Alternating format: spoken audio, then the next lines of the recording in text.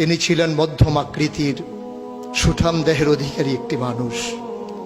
তার চুলগুলো ছিল ঘাড় পর্যন্ত প্রলম্বিত, হালকা হালকা কোঁকড়ানো। তিনি যখন চুলের ভিতরে তৈল দিয়ে আছড়াতেন মনে হতো মৃদুমন্দ ঢেউ দেখা যায়। তার কপাল ছিল চওড়া, ভ্রুগুলো ছিল জোড়া ভ্রু, ধনুকের মতো বাঁকা। চোখের পাতাগুলো ছিল ফুটন্ত গোলাপের গোলাপি রঙের এক একটি পাপড়ির মতো। তিনি কখনো বা যখন চোখের পলক ফেলতেন মনে হতো মৃদুমন্দ বাতাসে গোলাপ পাপড়ি যেন দোল খাচ্ছে।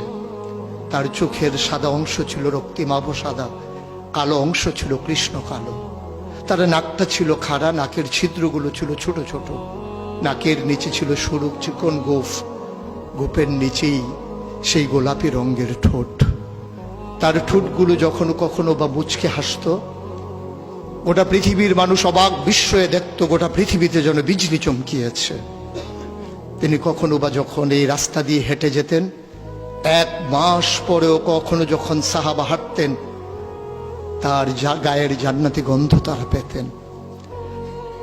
মায়েরা উম্মাহাতুল মুমিনিন যারা, তারা নবীর যখন কখনো এই ঘামে ভেজা শরীর নিয়ে ঘরে ঢুকতেন, কপালের ভিতরে মুক্তোর দানার মতো ঘামগুলো যখন জমে থাকতো, মায়েরা ছোট্ট শিশি খুঁজে সেই ঘামগুলো শিশিতে ভরে জমা রেখে দিতেন, কখনো বা ঈদে কোনো অনুষ্ঠানে যেন আতর হিসেবে ব্যবহার করতে পারেন।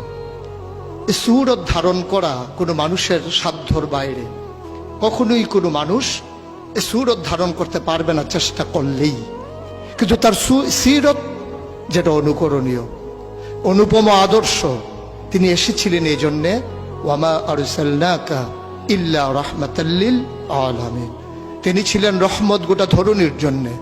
যেমন করে আল্লাহ বলেছেন, ফাবিমা রাহমাতিন মিনাল্লাহি লিনতা লাহুম ওয়ালাউ কুনতা ফাজ্জান গালিজাল কলব লানফাদ্দু মিন হাওলিক ফাআফু আনহুম ওয়াস্তাগফির লাহুম ওয়াশাওিরহুম ফিল আমর ফাইযা আযামতা ফাতাওয়াক্কাল আলাল্লাহ ইন্নাল্লাহা ইউহিব্বুল মুতাওয়াক্কিলিন।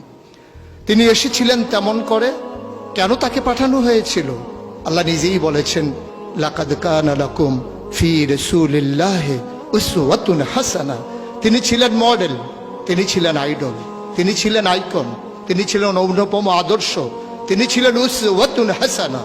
তিনি গোটা মানব জাতির জন্য সকাল থেকে সন্ধ্যা, রান্নাঘর থেকে সংসদ ভবন, তার জীবনের ব্যক্তি জীবন, পারিবারিক জীবন, সমাজ জীবন, রাষ্ট্রীয় জীবন, অর্থনৈতিক জীবন, ইন্টারন্যাশনাল রিলেশন, সকল ক্ষেত্রে তিনি ছিলেন আদর্শ, তিনি ছিলেন মডেল, তিনি ছিলেন আইকন।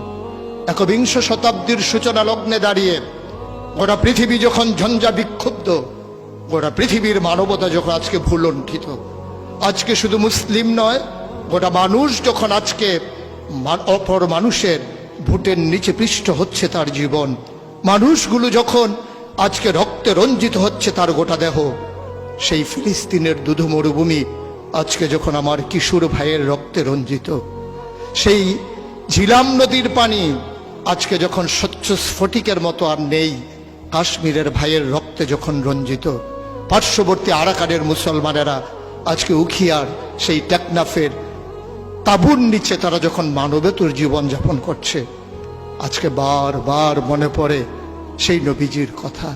তিনি যদি আজকে আসতেন কোনো একটা ভূখণ্ডে, আমরা যদি দৌড়ে দৌড়ে তার কাছে যেতে পারতাম, গোটা মানবতা যদি বলতে পারতাম মুক্তি চাই, স্বাধীনতা চাই, ভোটের নিচ থেকে জীবন চাই, তিনি হয়তো আঁকড়ে ধরে বলতেন এখানেই শান্তি, চলে এসো উদখুলু ফিস সিলমে কাফা, তাহলেই তোমাদের জন্য প্রশান্তি, তাহলেই তোমাদের জন্য মৃত্যুর, স্বাভাবিক মৃত্যুর গ্যারান্টি।